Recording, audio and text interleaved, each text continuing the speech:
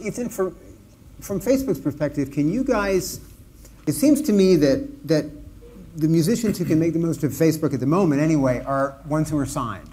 That unsigned, brand new, emerging, trying to get their music out. They're musicians that I don't know if does it work as well for them as for the more established ones.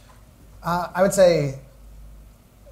I'm not sure that Facebook is necessarily geared one way or the other. Yeah. I mean, I think Adam has, what, 1.25 million followers on 1.3 million followers or something like that on Facebook. So obviously has a pretty big advantage over small independent artists that are looking to be discovered. Yet at the same time, like all the features and functionality that he has and his ability to communicate with his fans are available to the smallest artists that are on there. And we have tens and tens of thousands of artists and musicians who are actually building up a following or connecting with the people who are passionate about them. And that wherever you discover these artists, you can then follow them on Facebook and really get real-time updates from them. So I think it's what I find about social media and tools like Foursquare or Twitter or Facebook is they kind of democratize things a lot, where it's really open to anyone. And that actually plays in many ways to a lot of different advantages. Like, it democratizes the technology and communication so that Adam is able to communicate directly with his fans, right? There's no one standing in between it.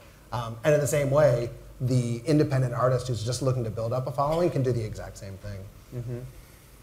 Mm-hmm. So there's reason to believe that over time, it may even play a more significant role in terms of musicians and the way they conduct their careers, Facebook. I think so.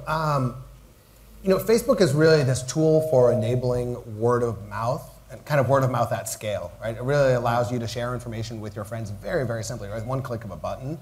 And I think that actually plays really strongly to fantastic artists who struggle to break through with the kind of existing established distribution and promotion channels that really, they're not about word of mouth. They're about strictly like money and returns and whether you can get the right meeting in place. Yeah. And so I think like more and more you're going to find tools like this that enable, and they tie right in, right? I mean, you can go to Foursquare and you can imagine a world where you can check into a place and music is just interspersed. They're like the last band that played here, right? I mean, that's pretty cool. Like, and that's like totally unlike anything you could ever do. I mean, maybe you could find a poster on the wall or something. Yeah. But technology really is, to Naveen's point, is you start to pull all these different data layers in place.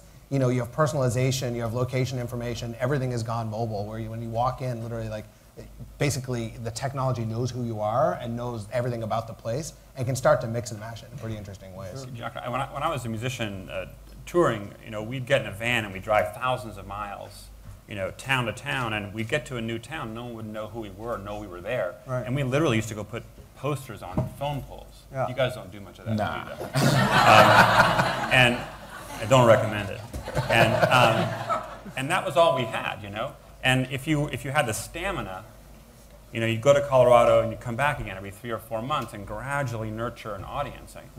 If only back then we had the kind of tools that are available now, where you can alert people you're coming, and there's a way to kind of spread the word of mouth. And I think that's, to Ethan's point, these tools change the game entirely.